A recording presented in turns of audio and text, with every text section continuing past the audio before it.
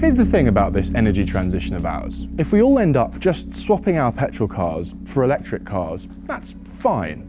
But it'd be a shame if that was all we did. I think this moment of monumental change represents a lovely opportunity to step back, examine the vehicles we use day to day and ask the question, might I be better with less? Let's say, for example, that 95% of your driving is short distances around town with 1 or 2 people in the car. Might you be better off with no car at all? Might you be better off with something like this? This is the Maeving RM2 and it's a new and improved 2-seater version of my favourite electric motorcycle. And today we're going to do some real life stuff on it to investigate whether it's a realistic option to swap your car out for something like this. Welcome to the Everything Electric Show. Our 3 YouTube channels on EVs and clean tech are funded by our fun-packed test drive-tastic events in Farnborough, London, the Southwest, the North, Melbourne and Sydney. Next up, we're in Canada for Everything Electric Vancouver. And new for UK viewers, you can now buy a battery EV or more at everythingelectric.store. Now back to the episode. It's good to be back on a Maeving. I was insta-smitten when I rode one of these for the first time last year, the RM1S that was. And it was 2 things that really blew me away. Number 1, the desirability factor. Just an object that you want. Such a beautiful looking thing and so meticulously, carefully put together. You expect stuff from startups to have an endearing shonkiness, but none of that here. It's built like a Swiss watch. And there is a reason for that. It's that a lot of Maeving employees are ex-Triumph, ex-Yamaha. They've been building bikes all their lives, which means they know what they're doing, but it also means that through them, Maeving get access to the good stuff, the good componentry that is normally out of reach for startups with no contacts in the industry. And you can tell. But the other thing I really love about little electric bikes like this, especially riding through a city like Oxford as I am today, is the overwhelming sense that you are on the perfect vehicle for your environment. This is an anti-car town. Anything bigger than this, you're gonna have a miserable time. Anything smaller than this, not as fast, not as fun. Now, this bike, the RM2, is based on the RM1S, the faster, bigger battery version. So we've got the same 2 removable 2.7 kilowatt hour batteries, good for a quoted range of up to 80 miles, less if you're enthusiastic with the throttle, naturally, but plenty for a bike designed to be an urban runabout. We've got the same 7.2 kilowatts of power, which means 70 mile an hour top speed. Again, plenty. I'm not that interested in the top speed. I don't want to go 70 on a bike like this. Goodness me, no thank you. What I do want is that acceleration. I want to feel like I can zip away from a green light without the bus overtaking me or, slamming the door on me. And especially now that I have the ability to carry a passenger, that extra bit of shove, it's going to be appreciated. But actually, the extra seat isn't the only change. They've made some interesting tweaks to the ergonomics of the RM2. The fuel tank is a little bit shorter and wider, which means the gap between your bum and hands is a little bit smaller. That's going to be great news for shorter riders because the reach isn't as much. It's going to feel more comfortable. But the other benefit for all riders, even ones with long monkey arms like me, is improved agility. It just feels a little bit more flickable and nimble, which is exactly what you want around town. I believe the rake is slightly steeper of the front forks as well, which achieves the same effect. It feels like you've got more weight over the front and you can just flick it around through traffic. I just love little bikes like this. I mean, truthfully, I love all motorbikes, but these zippy little electric ones, they are the perfect tool for the urban environment, especially as our cities become less and less car friendly. The tragic thing about motorcycling is it's dying out. The average age of motorcyclists in the UK is only going in one direction. And at a time when we should be moving to vehicles that are lighter, more efficient, kinder to the planet, use less components, use less fuel, that's a disaster. I'm a huge believer in the fact that we should be getting more young people onto 2 wheels. And bikes like this are exactly what we need in order to encourage that. It's reasonably affordable, especially if you pay for it monthly. Costs nothing in fuel, great around town, and most importantly, it makes you look really cool. I must apologise for the fact that I'm doing this in a t-shirt, by the way. I promise I'm not going more than 20 miles per hour. I can't, I'm in the centre of Oxford. Oh, what a day for it though. This is the thing about bikes. I'm outside, I'm enjoying the weather instead of in my little metal box looking at it through a window. These things should be prescribed by the NHS.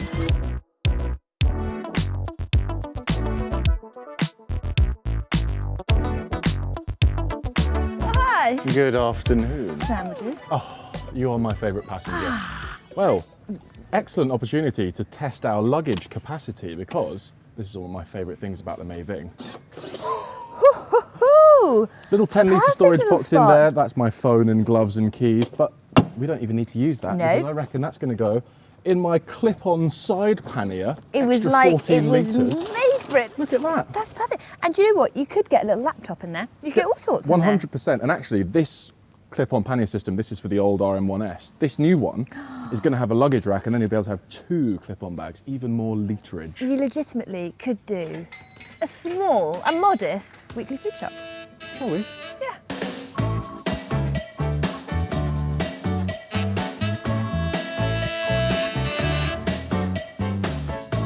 How are you feeling back there? This is good. And I must say, I have plenty of room despite your 6'5" stature. Oh, I'm very glad to hear that. This is a small bike, so the fact that it properly takes 2 adults, which it appears to, is impressive. Yeah, and so nice to see that that's not a gimmicky thing. Like, it is a legitimately possible thing. And also, might I just add, that of course we're riding reasonably slowly as you would in a city, but we are having a conversation. I know. What's that? That is nice, not having to shout at each other as you would on any petrol motorbike. It's the thing that's really rocked my world about motorcycling since getting into it a year ago is the mental health stuff. All of a sudden, a journey across town goes from something you dread to something you look forward to because it's an opportunity to clear your mind. Look at this day. Look at this day we're having. Imagine being cooped up in a little car when we could be taking in the elements, wind in our faces. This is just delightful. That's the thing. I think to be out and experiencing the weather, the environment, etc. It's so incredible and it's so good for you.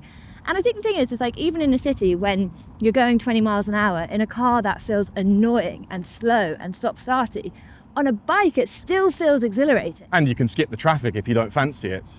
Yes, I'm less confident at that, but I hope that, with a little bit more practice, I can weave in and out with it, like a breeze. It comes with time.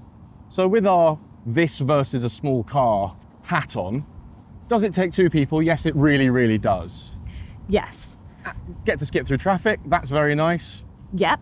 You enjoy your commute, whereas you used to dread it and sit there swearing at traffic. Downside, well, I guess the weather factor is unavoidable.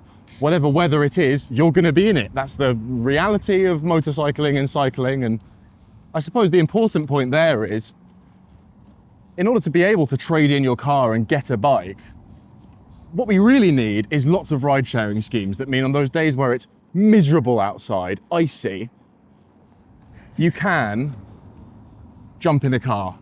I think that's the thing, because when you start walking, cycling, motorbiking to more places, you become really tuned into the weather. And you actually start to realise that there is more often okay weather than there is really, really, really dreadful weather. And on those really, really dreadful days, work from home, get the bus, get the train. Those other options do exist, as well as obviously car sharing as well. And do you know what? Getting rained on every now and then, good for the soul, I think. Hardy, makes you hardy.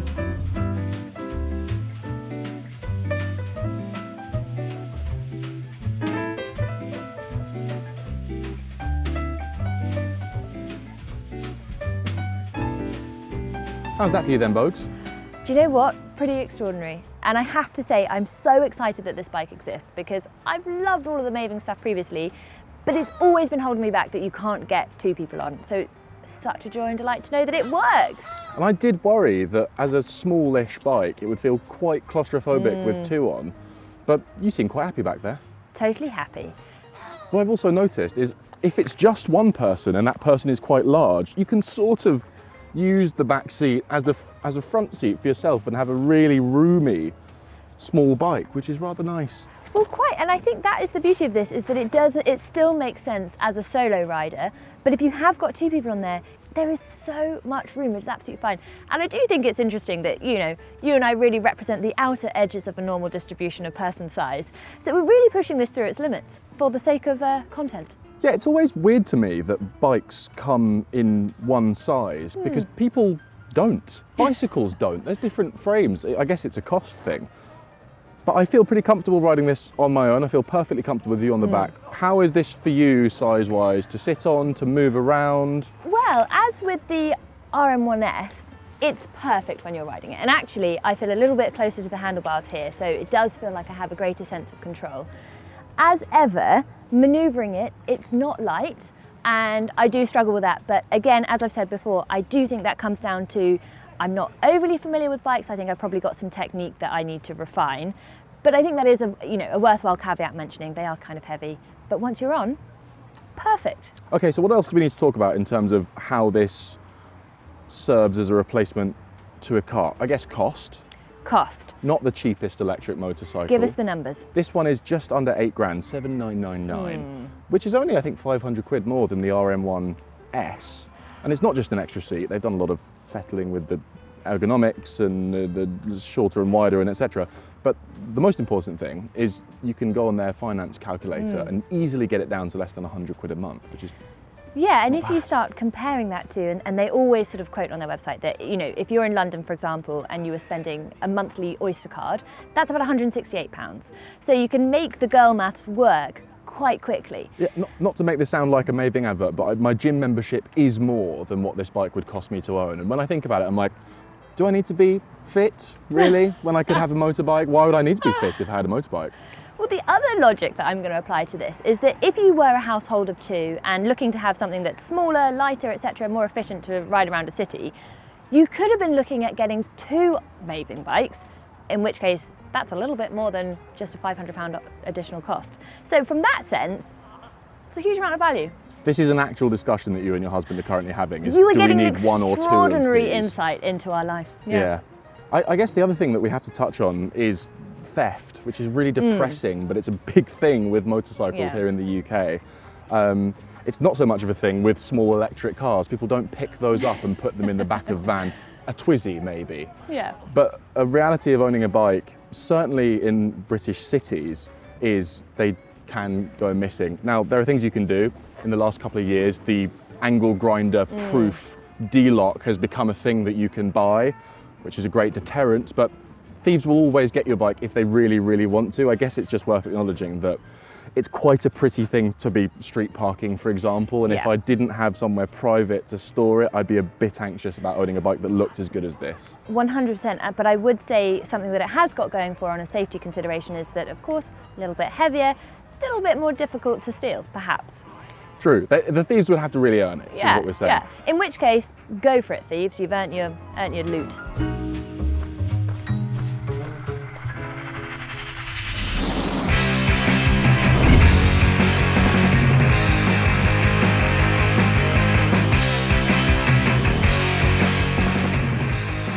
Here today, obviously the intention was to try and see if this could be a legitimate replacement for a car.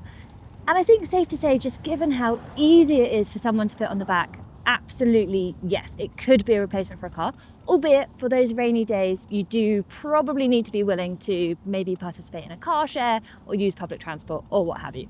The other thing that I also just did not expect was how much I would genuinely fall in love with this bike. It has so captured my imagination, and as you ride past people, they look at you and they smile at you and they're intrigued by it. And in a setting that's as beautiful as Oxford, I just think it fits in so blooming perfectly. And that is the thing with all of this, because in being outdoors and to find your journeys joyful, that is going to be a sure way to prevent you from binning off social plans when the logistics mean that you just don't particularly fancy it. And so therefore, if this bike is ultimately going to bring you more joy and prevent you from cancelling your social plans, then I think it's a very, very worthwhile investment. Well, there you go. That is all that we have time for. Please do like and subscribe. And if you have been, thanks for watching. Damn. Now visit electricvehicles.expert, where you can follow everything electric and keep current with Clean Technica, The Driven, Electrek, and many more.